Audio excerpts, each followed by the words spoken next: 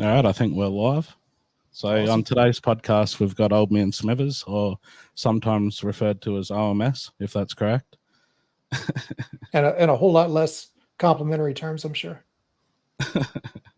Well, that's the thing with you, man. Like, you're sort of the golden child of Gala Games as far as the, I wouldn't say founders because they're sort of distancing the CEO and the founders terms near instead of it just being, what it was originally. Right. But, Yeah. like you had BB that he'd always be talking to you on Discord or, replying to your Twitter posts and all the rest of it. And you've sort of turned into the golden child to the, I don't know what you'd call it, sent off to the orphanage. I like how Bitbender said it the other day. He was like, OMS is just kind of lost. And I have no Lost. doubt, I still get along with Bitbender. Jason and me talk via Discord DMs. We're just on opposite sides of a lot of the issues that are going on with Gala right now. And I think he respects that because I know I do. I look at it as he's got a job to do, and this isn't a job for me, but it's one of those things where I enjoy pushing for more transparency, no matter what project I'm looking at. Transparency is always a big thing with me. Yeah. Well, how did it all start, man? Like you essentially joined the Gala community in what year? Would have been 2020 or was it earlier? Yeah, it was late 2020. I want to say like October, November timeframe. And it was actually through a Reddit post that somebody had made saying, hey, has anybody looked at Gala Games? Would you buy a node? And I took a glance at it and I was like, hell no, way too sketchy. And I hadn't done any real serious research into it. It was just a quick glance type of thing. And it goes back to that age old question of tokens versus nodes. I think my argument was that tokens made much more sense to buy. And Jason Bitbender actually jumped into the Reddit thread and, was like, hey, this is an answer to some of your points about why not. And to which I came back to him with even more questions, and he responded well to them. So that got me interested just because, CMO actually talking to the folks, that was rare for a serious crypto company. So I did a little bit more research, liked what I saw all the way up until I hit Wright Thurston. Sorry, Wright. There was a lot of red flags on that, and I brought him up at the time. And Jason was like, "Oh no, he's a great guy." Had some, I guess, questionable concerns about Eric coming from Silicon Valley. I've mentioned it before, but I hate the Silicon Valley anything goes mindset. Just like doesn't matter what you do, it's growth. That's all that's important. And Jason again assured me that, oh no, Eric's not like that at all. We're not going to be doing that. So that's whenever I kind of got really involved, was in December of 2020. Yeah. And like, you're fairly critical straight out the gate, it sounds like, if you're having pretty much conversations over Reddit with BB. Like, in the actual Discord itself, when you used to make your points about, what you believed a node should do or anything else that's going on in the community as far as games or how they're, what would you call it? Like how they set up their economies and all the rest of the stuff. Like, you've written that much stuff over the time, man. It's sort of like I'm thinking back to it when I've come across it, and it's just like a jumbled mess. But I know that you've had a lot of opinion, like in regard to how the ecosystems work in game. Like, when did they start pushing back? What do you think was the thing that triggered Gala to be like, well, no, like we're not gonna back Old Man Smithers anymore? I don't think they ever did.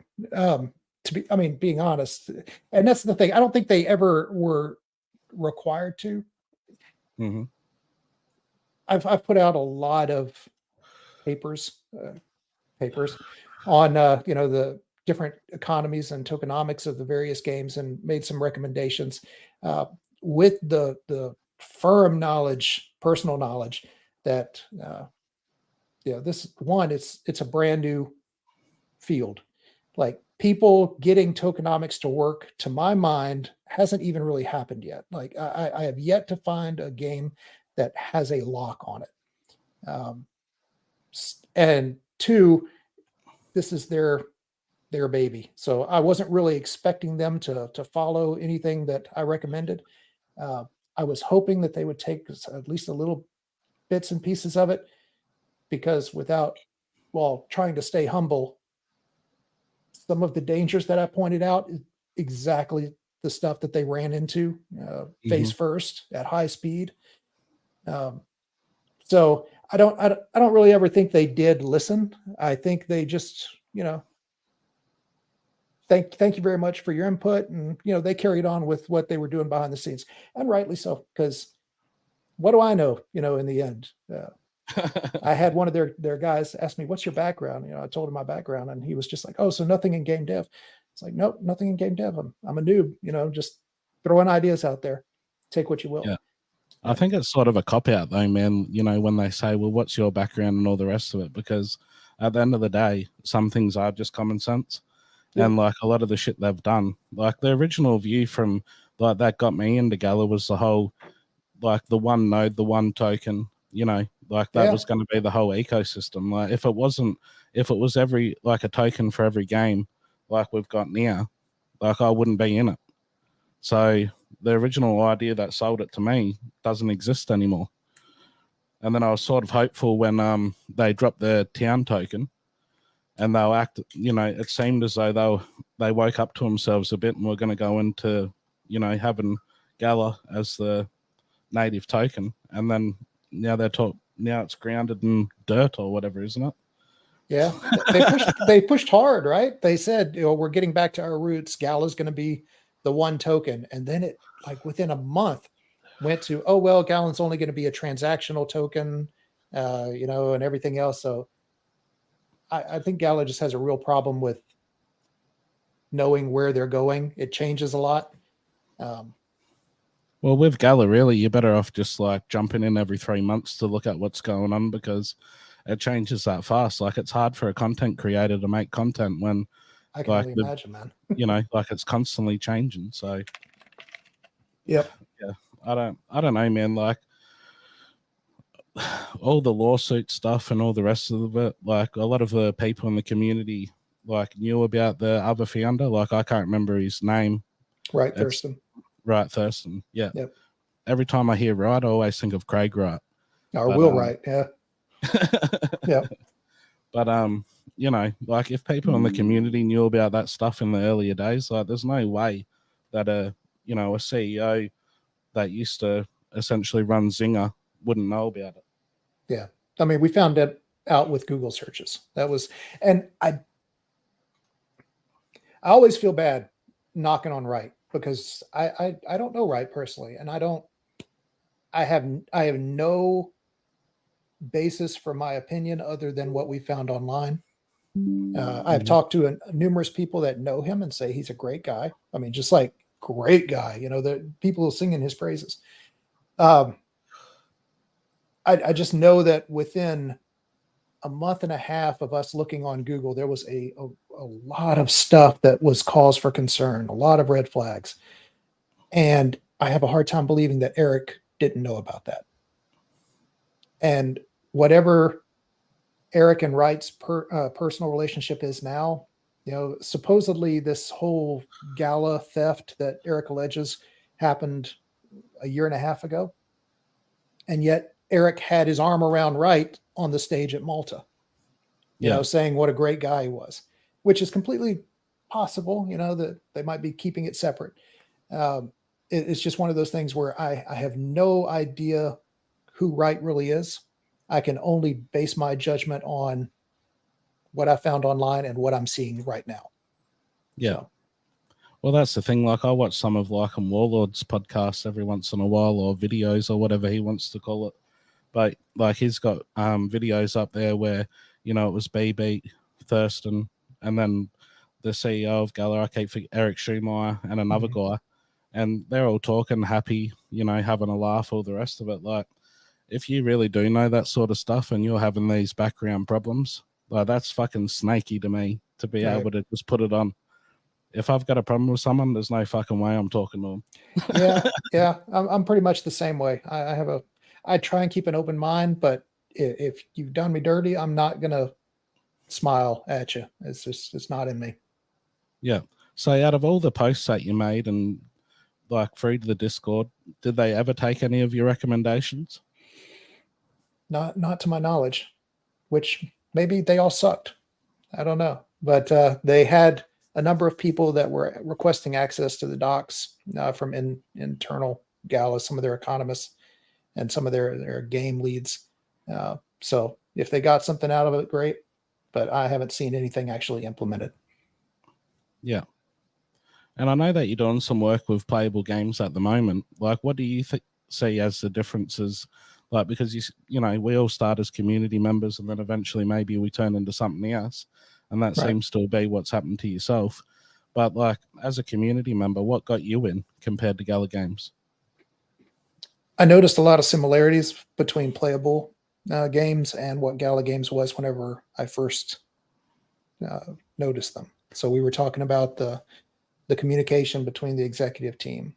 Playable games, it's a family Mm-hmm. that started it, and they're in the Discord every day, talking every day, showing way more patience than I would personally have, answering the same questions over and over again. Mm-hmm. Uh, they're very agile. They've got a plan, a roadmap. It's actually a roadmap that they've published, and they're sticking to it. That was another of the big things. Uh, so they're actually hitting deliverables.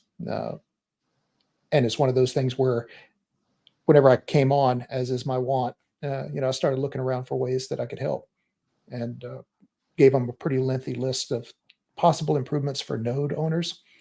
Because again, node owners weren't really getting much for their nodes. Uh, Mm-hmm.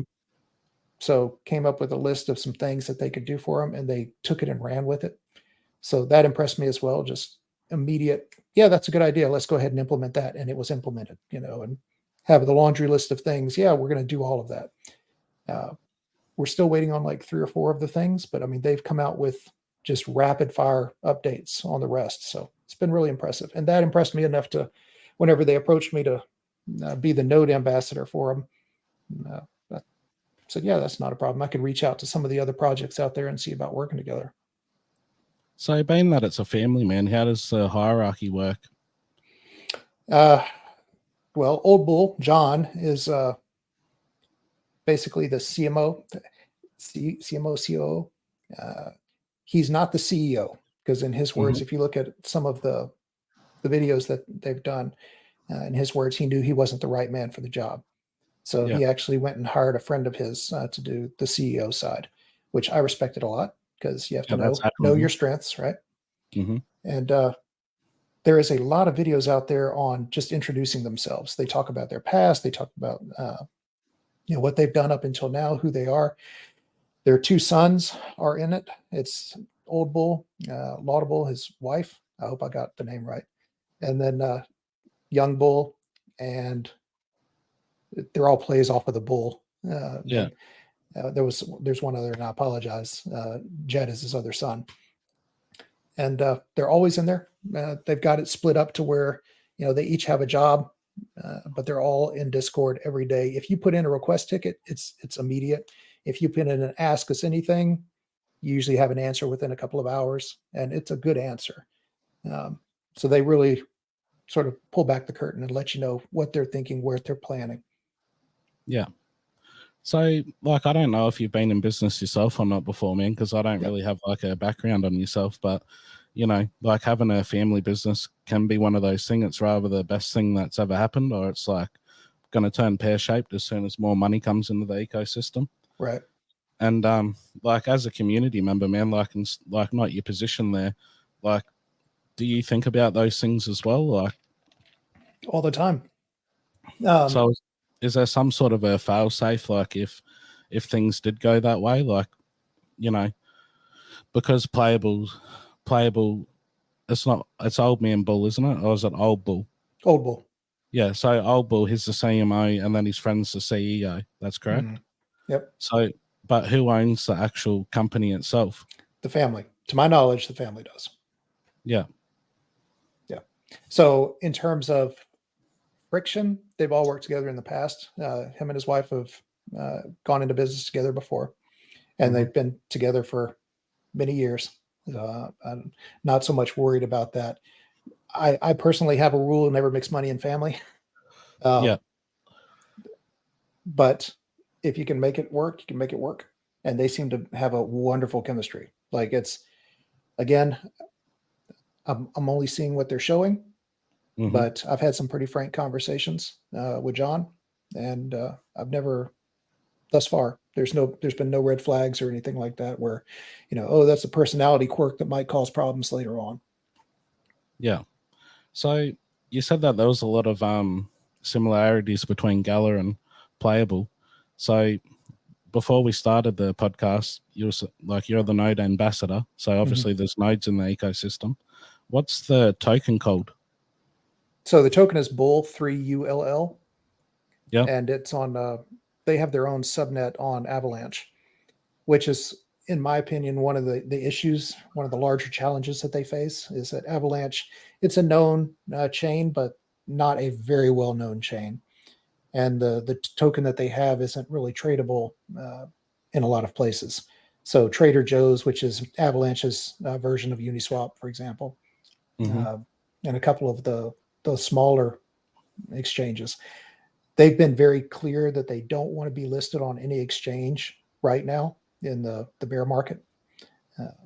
John has come out multiple times and said, if it happens, it happens, but we're not chasing it at all, because in a bear market you get a small day or two blip on the token price, and then it goes back to what it was before. Yeah. And he So has how a many? good point. So how many nodes are going to exist? Because I'm assuming they haven't all been sold. It's almost an exact copy of Gala. So So they have 50,000. taken a page out of Gala as far as their node setup. It's Hmm. 50,000 nodes. Uh, they have a graduated price structure, just like Gala did. Hmm. So what's Right the now, current price, if you off the top of your head? current price is, well, they've got a 50% off sale going on right now for nodes. So current price right now is 2250. 4500 after the sale is done, and they're selling 900 nodes, and I think they've sold 100 of them so far, Hmm. 150 of them. So that 2250 price is going to stay there for a while, or around So about. 2250 USD. Yep. Yep. Yeah. So that's like 5 million my money then. Yeah, pretty much. That's only a joke. So what's Yeah. the total supply going to be for the token itself? So total supply is 50 billion. Hmm. They're doing 5 billion per year over 10 years. So Yep. very simple tokenomics, not complicated at all. The split, much like Gala's was for the nightly distributions or the daily distributions, is 50-50 between uh, playable, almost said Gala, between playable and the community. And no halvings or anything like that. It's a set schedule. 5 billion every year for 10 years. Yeah. And like what's a node earning currently? Node owning. Oh man, you're hitting me with the good questions. I can Well, I'm tell you just in thinking just a for second. myself because like if you're in it, that to me makes it a bit more of a respectable company. So for me, I'm like, oh, maybe I might get in. So that's why I'm Well, I asking. appreciate you saying so.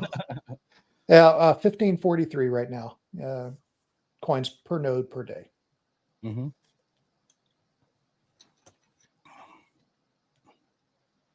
Well, I'm not sure what happened there, but I'll have to wait for Playable to jump back on. Yeah, Here we go. Something happened. yeah. My fat knee hitting the refresh button, so I apologize about that. That's all good, man. I was like, oh, I wonder if there's any questions there. But Evan Wave did say, "What's up, guys? Glad to see a medium aged me and Smithers on Hey, here." man. And then NFT Talk said, "Woo, IMS, my man." Hey, I felt so bad on Faz a couple of weeks ago because a lot of people were commenting and asking questions, and I could not break away. So I told myself I'd do better at this time. Well, if anything important comes up, man, I'll ask for them. So Appreciate that's it. all good. But all right, so there's 1,500 tokens that you're getting per node now, and how many nodes have sold? Overall, see, I should be able to just look this up right now. Well, actually, I should have asked how many are active. It doesn't matter. That doesn't matter. Well, it does matter in terms of how many are active at one time, but there's everything that's sold is active, because for the next at least 6 months or so, you don't have to run these nodes. It's just basically owning a license gets you the distribution. Their phase 2, or it might be phase 3. I'm gonna have to go back and look at it. That's whenever you actually have to run at least one node in order to get all of the distributions for the node license. And then phase 3 is at that point you have to run a node for each one. They're basically just not even worrying about the node infrastructure right now, aside from just planning it out. It's an interesting comparison for Gala, because Gala, from the get-go said, oh no, you have to run your node at least 6 hours. But the nodes weren't doing anything the entire time. It was just a heartbeat sensor. Basically, hey, I'm online. If you were online for 6 hours, you got paid. Yeah. Meanwhile, you ended up having to pay hosting fees and all of that. So on one hand, I'm just like, would I rather them pretend the nodes are doing something, or would I rather them just be upfront and honest and say, it's just a license. You're getting distributions for owning a license right now. Yeah. Well, personally, I prefer the honest anyway, man. Me too. But when later down the track, when they are going to have to integrate, like, would Nerd Node be an option? I've been pushing for that. I know Forrest has been talking to John about that possibility. Because that's generally who I use for my Gala nodes, and it seems pretty seamless. So, Yeah. I just pay the monthly fee. It goes into my wallet. It's good. Yeah. Back when I was running it myself, it was just a nightmare. So, yeah, and costs a lot of money too. Yeah. Well, that's the thing, man. Like, I'm running it on a gaming computer as well, and I actually play games. And like at the time, I think I was using around 5 gigahertz of RAM, and that's a lot, man. Like if you're trying to play like a heavy duty game. Yeah. Yeah. It kind of crimps your style. Yeah, exactly. So it buggers up frame rates and all the rest of it. And if you actually play games, that's what you care about. You want a good, seamless experience. So as far as playable goes, man, like in Gala Games, like the thing that I hate about Gala itself is like if you look at Splinterlands, and I've said this on previous podcasts, everything's integrated into the web page itself. Yeah. So you can sell everything, buy everything. Like if you've been on there, it's really, really good. Yep. And Gala's not there yet. Like in the actual game itself, like spider tanks, you can do a lot of the everything you need to do. But like we really need something that's seamless, like Splinterlands is.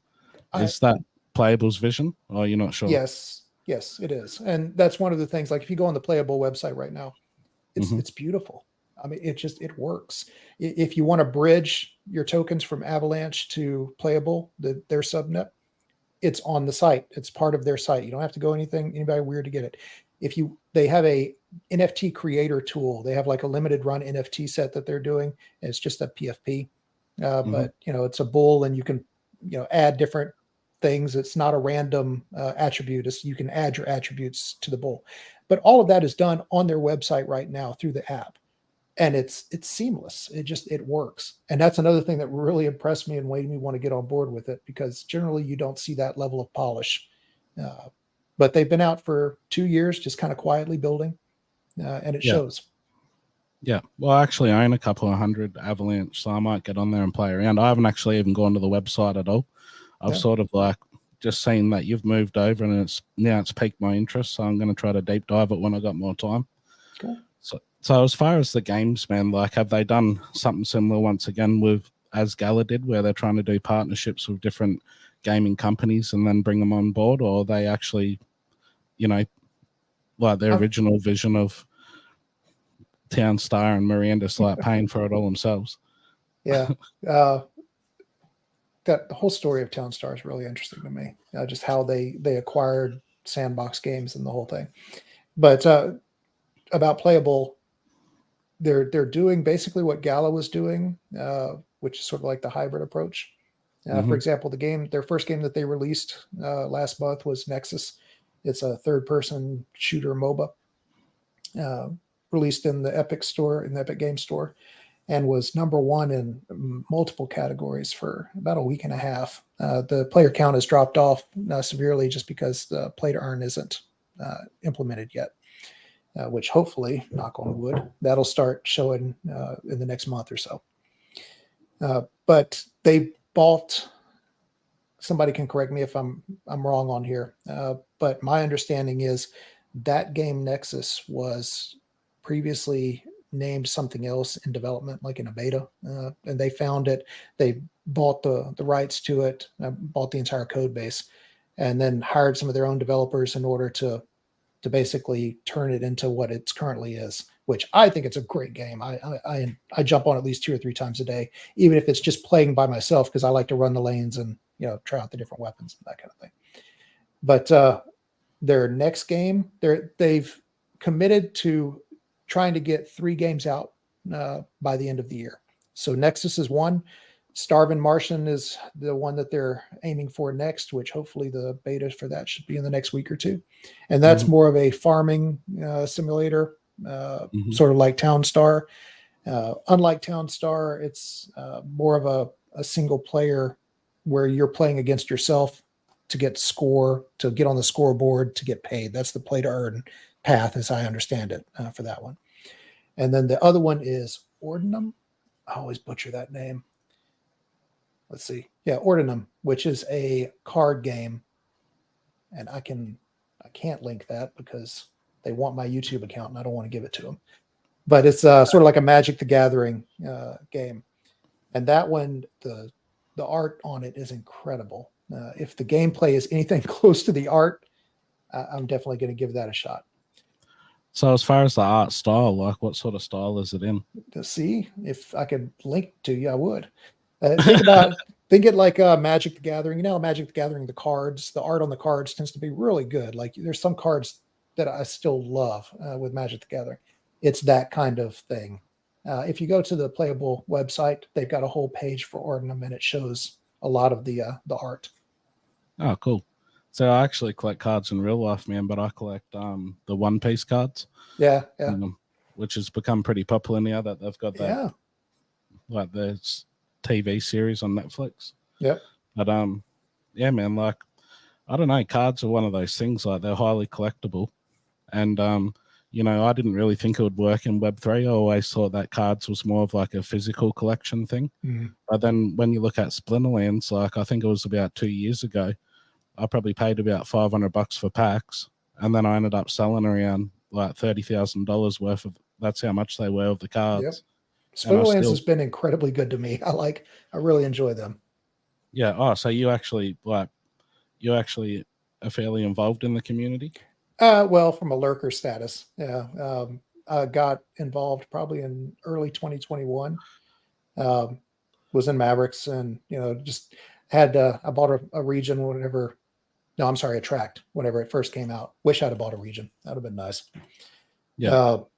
But yeah, it's pretty much the same thing. Just buying a buttload of card packs and selling them off as I got the good ones. I just recently, like as in about last week ago, finally gave my entire cards and everything away, my entire collection to or sold it to one of, you remember Thieves from Gala? I don't think I've come across Thief that Mobile. That was his name. He's big into the Splinterlands community, and sold everything to him just because I hadn't touched Splinterlands in almost 4 months. So it's about that time. Yeah. Yeah, I don't know, man. They've got a good thing going on over there, and I'm looking forward to the tower defense game that they're coming out with. Yep. So I reckon that will be pretty cool as well. And yeah, they're branching out. And they actually are doing something that, Gala originally said they were going to do, where you're going to have some sort of like interplay between the different NFTs. So I think like the cards itself from Splinterlands will actually give buffs in the tower defense game, which I reckon is really cool. Yeah. What is it? Interoperability.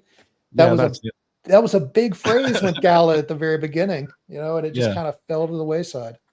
Yeah, well, I didn't want to have a shot at the word, man, so I'm glad that you said it anyway. Well, that's the thing, like, if you're selling anything, you want it to have as many use cases as possible, Right. And the less use case it has, the less value it has. So it's like Bitbender was doing a AMA, I think it was yesterday, and I just ended up asking a general question. I said, what's the point of a node?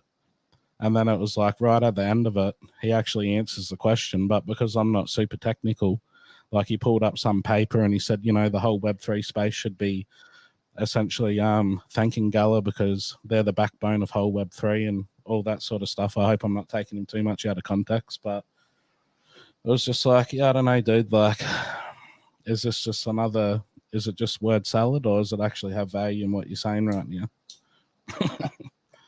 I think they push the envelope in a lot of ways. They've done things that nobody else has done. What they're actually doing with it, I haven't been too impressed. But from a technical perspective, this is not me, but there are a lot of people that have said the same, and I respect their opinions. It seems like they've really done a few things impressive with what they've done so far. But the fact that nodes are still heartbeat sensors, for lack of a better term, I know that they're going to say, "Oh, it's IPFS." They're actually doing things, but they refuse to basically share with what they're actually sharing or what is actually being done on IPFS. So you don't know, the whole transparency thing. That's been the crawl for me with Gala for as long as I've been there. Just obfuscation. Everything that they do is buried behind 3 or 4 levels just so they can have control, and it drives me a little crazy. Yeah. Well, the thing that, like, I think it's good sometimes having a simpleton like myself come into the space and ask just basic questions because, I keep asking the same one, and it's, what's the use of a node or the token if the game shits itself? Like, everything's got a life cycle, Right. like if you look at, like a lot of the MOBA games and stuff, like even League of Legends, all the rest of it, like I think that peaked around COVID time because everyone was home.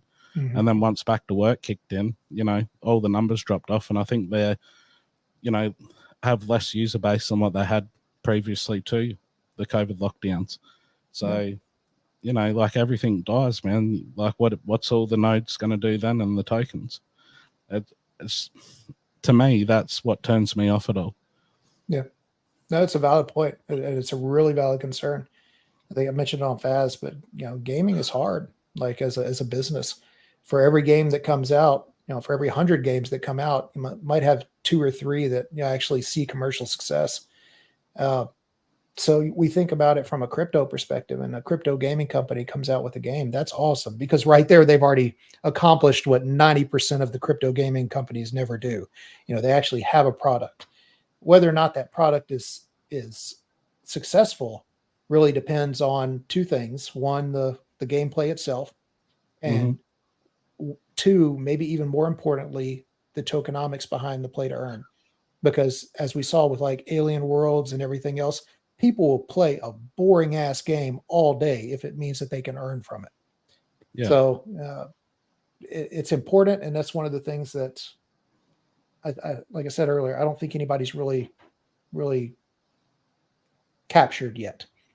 Yeah. Well, that's the thing though. Like, there's a lot of cool things about Web3 that aren't being utilized either. Like, why can't there be agreed upon value of staking if you want to go in this direction and actually have a value of what this node's worth when the game's not playable anymore, or what these NFTs, what value do they bring? And if you stake it and you don't have all these tokens for every game, like there's some value there. But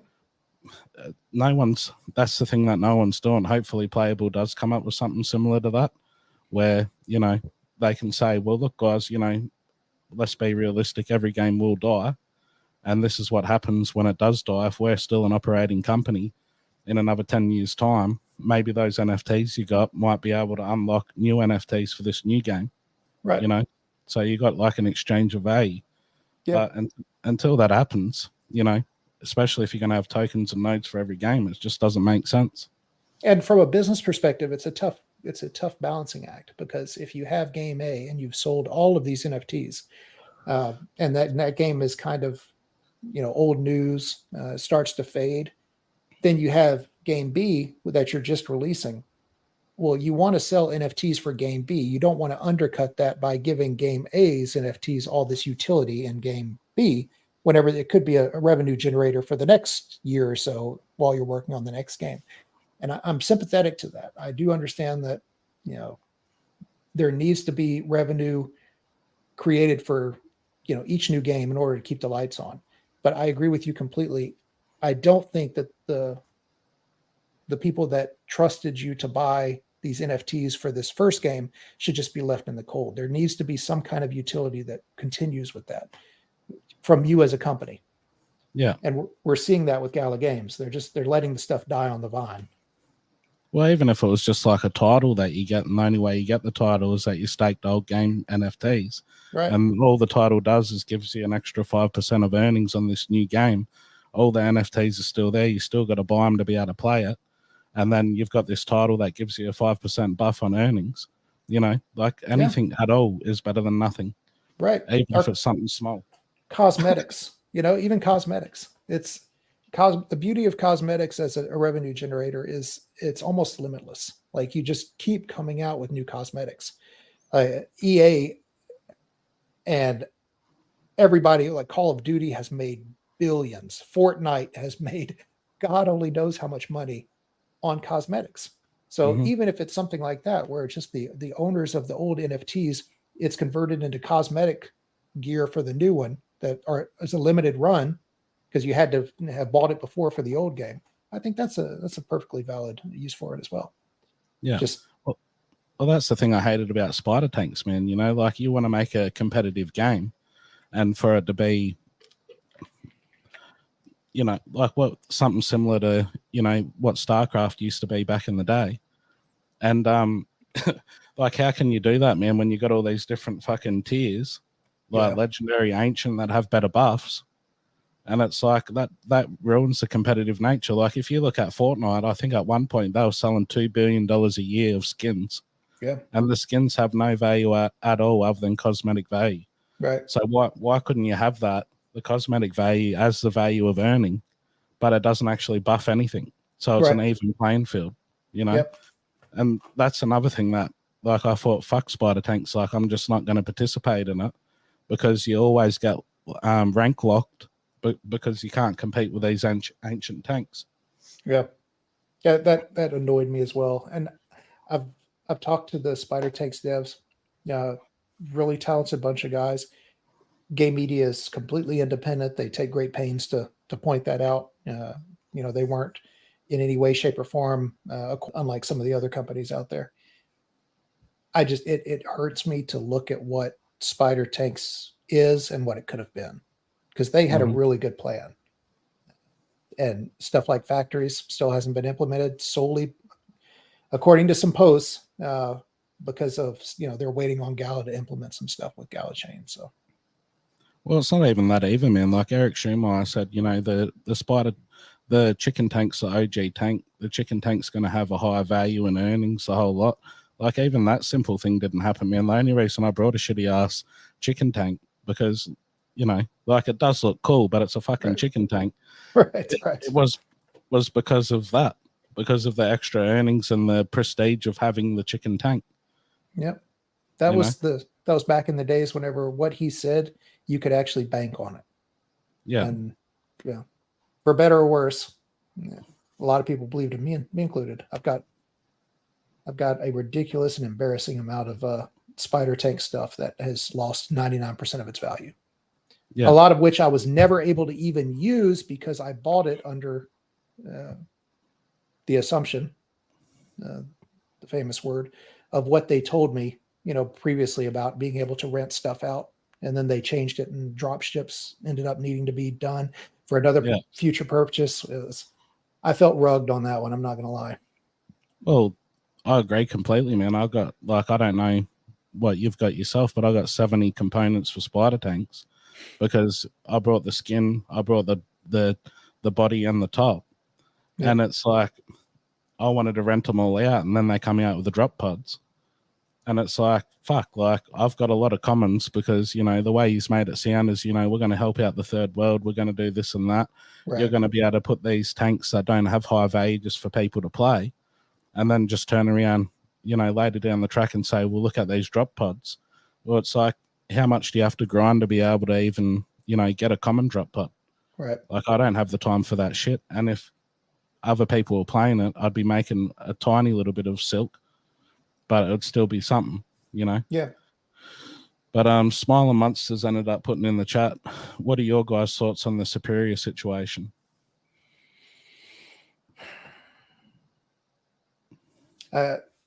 what he's referring to, I'm sure most people know, is the filing that was just made public, or at least it made the rounds publicly early this morning and yesterday. That's saying that Superior, or Drifter, the company behind Superior, is suing Gala Games for $750,000 because, according to them, Gala owes them one of the last or the final milestone payments, and Gala has written to them saying basically that they did not perform the milestones, so they're not going to get paid, and so Drifter sued them for it, and that's not the So, first suit. There's another gaming company that's doing the same thing, suing them for non-payment. so is like, do you know the specific reason or the milestone that they had to complete? So supposedly, and this is just from my memory and reading the filings, Mhm. they were originally promised $8 million total in order to get Superior on Gala Games, and they were paid all the way up until towards the very end. And the last milestone, the milestone in question, is that they needed it to be, Gala required them to make Superior a console game for one of the consoles, and to have a battle pass system. There were like three requirements: the big console, battle pass system, and then not have any bugs or game breaking bugs, Mhm. if I'm remembering correctly. Drifter says that they did give Gala a console ready version. They did have battle pass, which is known as battle book. I'm not sure if that's been implemented or not, but they found out that Gala hadn't even talked to anybody like Microsoft in order to get it on Xbox, because I think that's the console that they prepared for it. Mhm. And whenever they gave the invoice to Gala, 40 days passed by. They hadn't heard anything. They wrote to Gala asking, what's up? Where's our money? And Gala came back saying, you failed to reach the milestone. We're not gonna pay it. Yeah, it'd be nice to know exactly what they actually said. You know what I mean? Like, what if the milestone set out of this is what you need to have? Like, how could you just backpedal on it? Like, for me as a community member, I'm actually getting a bit worried because it seems like they're diluting to me. Like, they're getting rid of a lot of their staff. You know, Yeah. they're not paying out all these agreements that they've made to specific companies. And then you've got all this stuff going on in the background with jets and all the rest of it that a lot of the people in the community like to talk about. And it's like, I think one of the first questions BB was asked on the AMA yesterday was how's the lawsuit and everything affecting Gala? And one of the first things that he said, well, it's got nothing to do with me because I'm not a part of the lawsuit, and said that it actually doesn't affect Gala Games at all.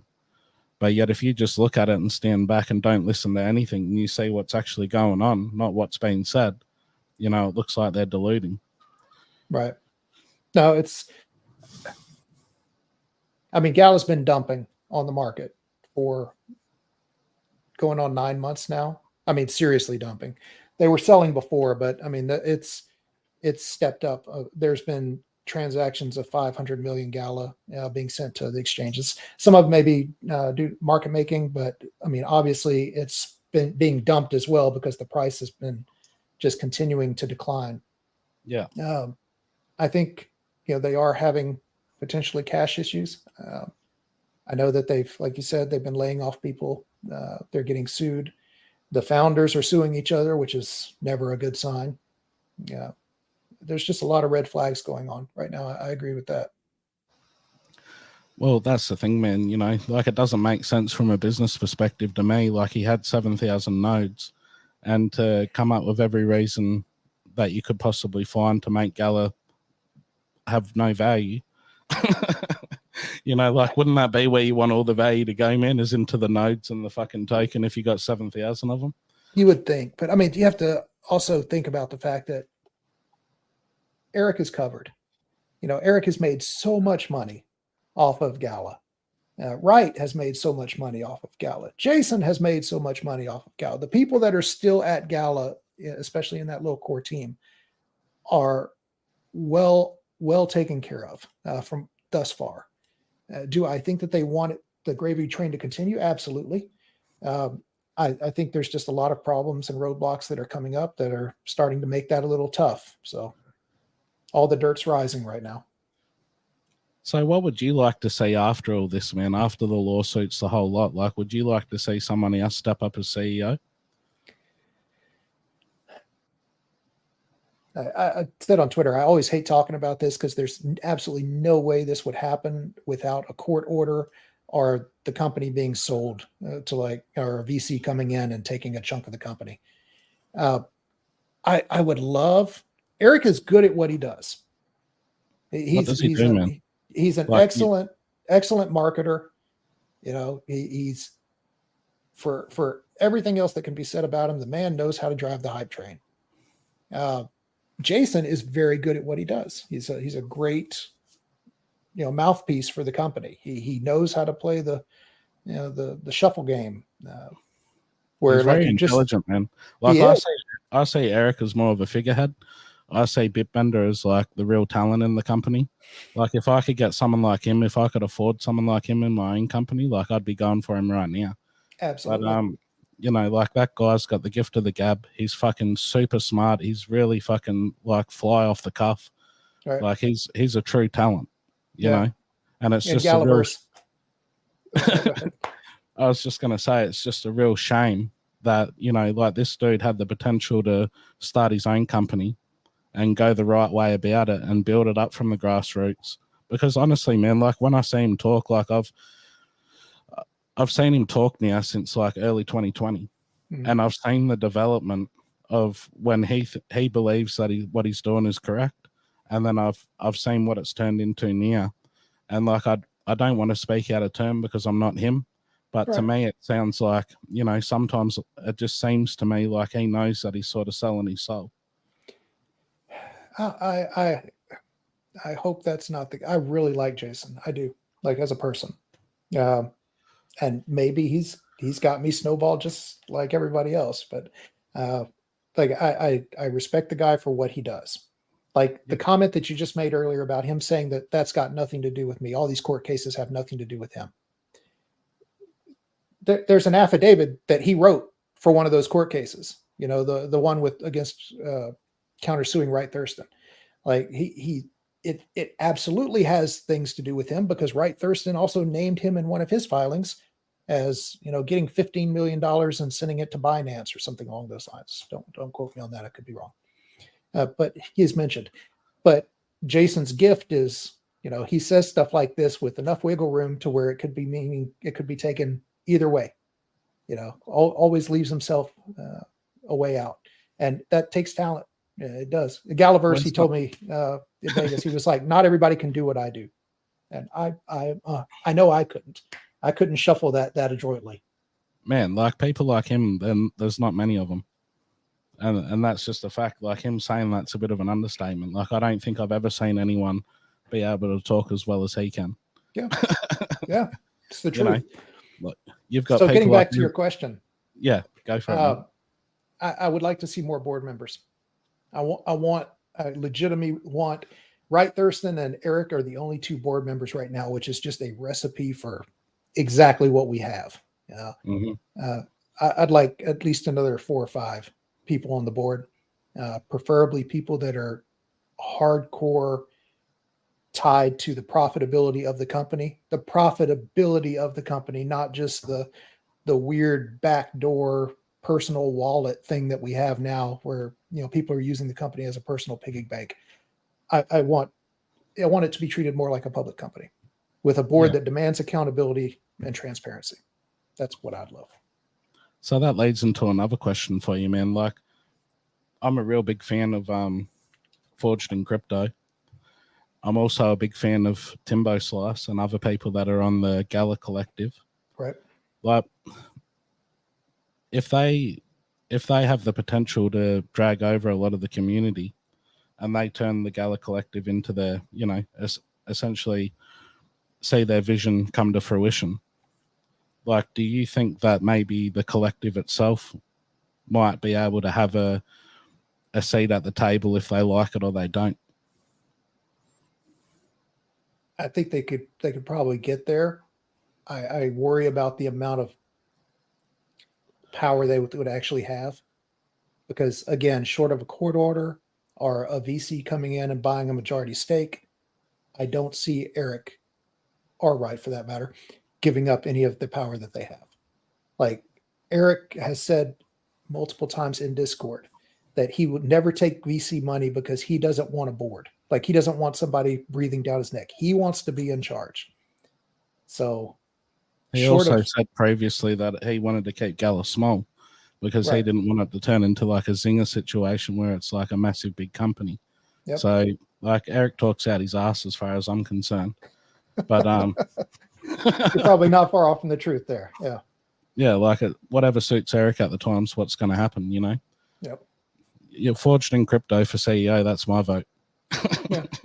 Yeah, I would like to see, I would definitely like to see some community folks on, even if it's more of an advisory board situation, just something with some teeth though, because otherwise it's just going to be another placating step like Platinum Channel.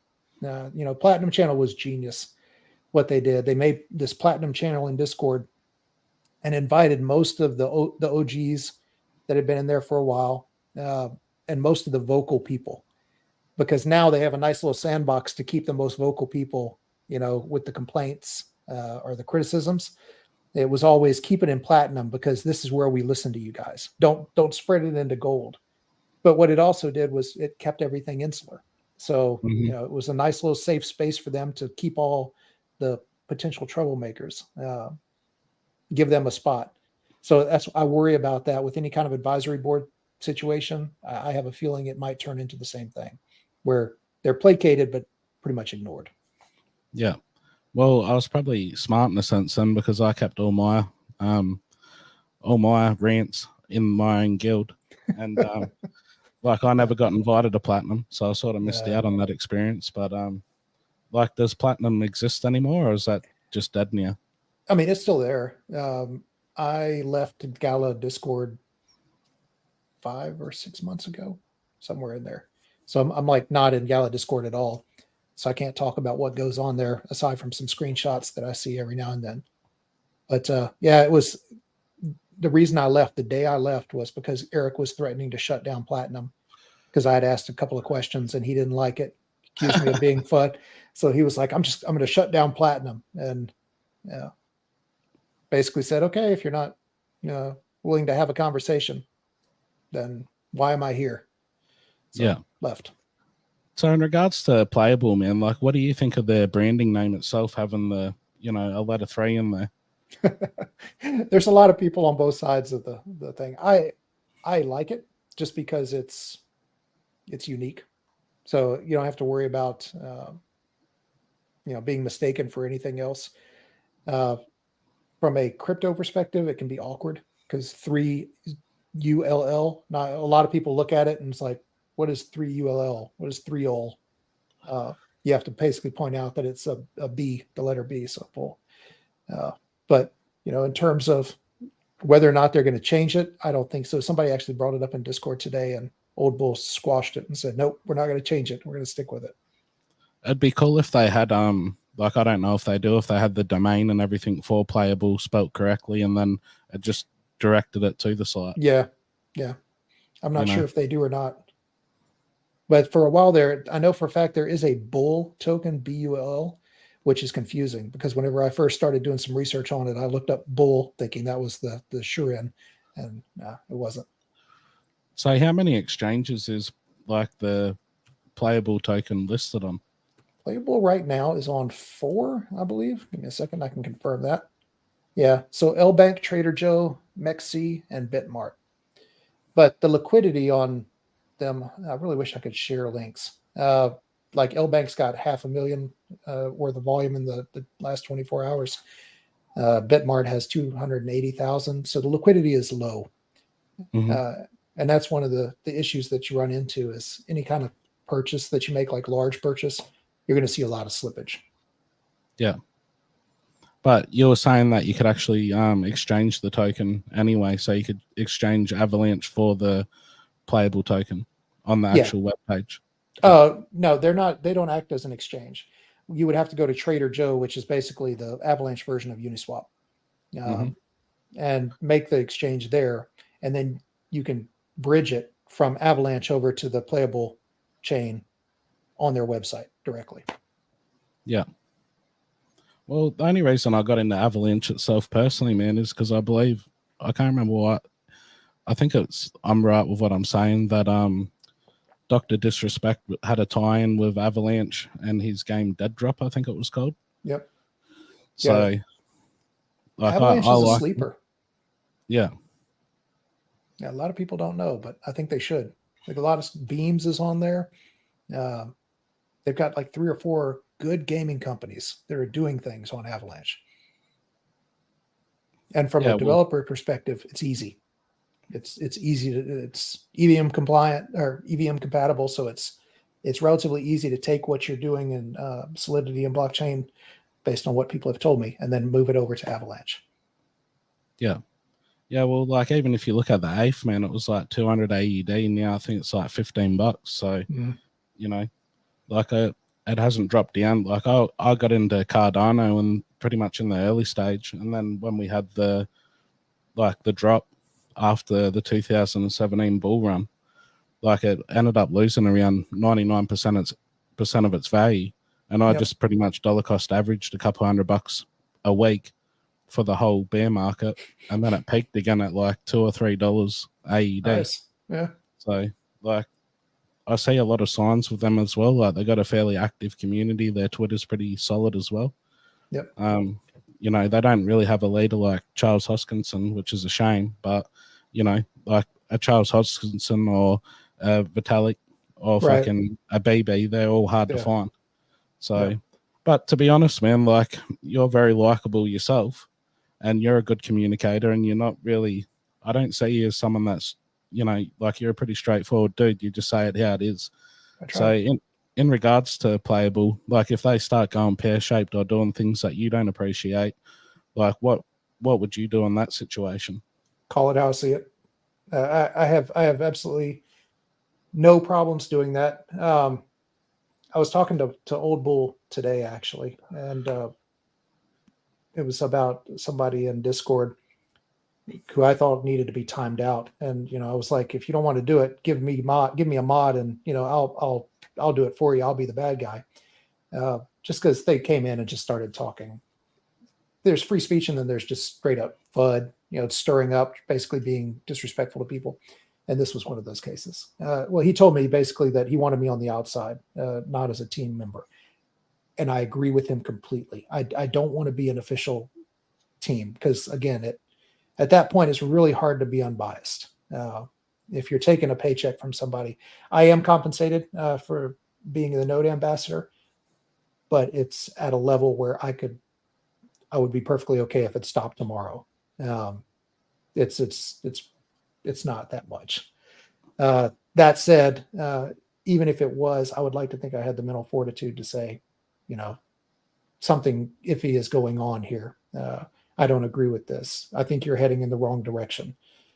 Just like with Gala, just like with Splinterlands, just like with a bunch. I'm a critical guy. I try not to be too critical, but if I see something wrong, I'm usually okay at trying to help them get back on track. So in regards to your Gala position, man, like, have you sold everything because you just had enough, or are you still holding on? As it's being minted, or as it's being earned through the nodes, I'm selling it like every week or two. I have way too much NFTs that I have lost almost 99% of their value. If I could get even 50%, I would sell those as well. And that good luck pains with me. 50%. Right? Everybody would at 50%. Yeah. It pains me to say, but yeah, there's absolutely no reason, in my opinion, to not financial advice, but to hold on to Gala right now. I watch them dump millions every week. Like they're actively selling like 100. They just had a transfer yesterday, day before yesterday. They minted another 100 million and transferred it to an exchange. Why would I hold on to my Gala if I know that they're dumping on the market, that they're just going to drive the price down? So that's been my thing for the last month or so. I've just been minting and selling. Yeah. Well, that's one And of the main things that I didn't like about XRP, and I know I've got a lot of XRP followers in my community, but I never liked the idea of it being held in escrow and then dumping it whenever they felt like it after that point. And yeah, you know, like it's like any business, man. If you're not willing to invest in your own business and yourself, well, what's the, you know, what sign does that give to everyone that's invested? right. You know, Absolutely. like if you're not willing to pay a company like Superior the $750,000 that they're owed, and then yet you're willing to put 100,000 tokens or whatever you said it was on exchange ready to dump, that's not a good sign. Right. It's But yeah, like a lot of people in crypto, man, it's almost like a religious thing. You know, it's like, well, I believe in the Gala religion, and that means that I'm just holding on no matter what, and I'm not going to think with reason or logic, and fucking just hold on. It's You hard, know, man. Yeah. You get emotionally invested. And that's what they tell you never to do with stocks, but with well, crypto especially, it's tough. no one likes looking like a dickhead, so Right. Yeah. that's the thing, you know. Like, and everyone's a genius in a bull market. Yep. Yep. Hard to go wrong, you know. Just and everybody's got the track record of being right in a bull, so hard to argue. Yeah, But, yeah, that's it. Well, I got one last question for you, man, before we end the podcast, because we just hit around the hour mark. With Playable, they're not going to go down the path as far as having nodes for every game, having tokens for every game, or is Nexus just all using the native token? no, I mean they've gone on record as for whatever that's worth, as saying that Playable is going to be the bull is going to be the only coin uh, for their entire ecosystem. So definitely won't be any coin. So they say for each game or anything like that. Even like the current game Nexus, they're not selling anything that affects balance. So everything that they're selling right now is cosmetics. Yeah, Because Nexus is a third person shooter. So sort of like the spider tanks problem, you start selling balance altering stuff and you paint yourself into a corner pretty quick. So I really like that. They're taking the long view. They have seen the pit, the different pits that Gala has fallen into, and some of the other companies, and they're trying very hard to stay away from those. So yeah. Well, that's cool, man. I'm optimistic about Playable, and maybe I'll start liquidating some of my Gala assets and coming over to that ecosystem instead. again, not financial advice, but I liquidated 40,000 Gala today and just swapped it to Playable and was able to pick up 1,000,000 Playable. So that was a nice little exchange rate going. I hope that Playable hits what Gala is now, and I'd be very happy. Yeah, yeah. Well, that's good, man. Like, I think I've only got a couple 100,000 Gala left, but I've still got around 400 NFTs. So, you know, like, I'm sorry, man. I'm sorry. You know, it's all good. But we'll end it there anyway, man. Thanks for coming on. You're always a pleasure to talk to. Hey, man, I really appreciate the invite. Thanks. Yeah, no worries, man. If you don't mind hanging around for a little bit, sure. that'll be good. All right. Thanks, everyone, for watching.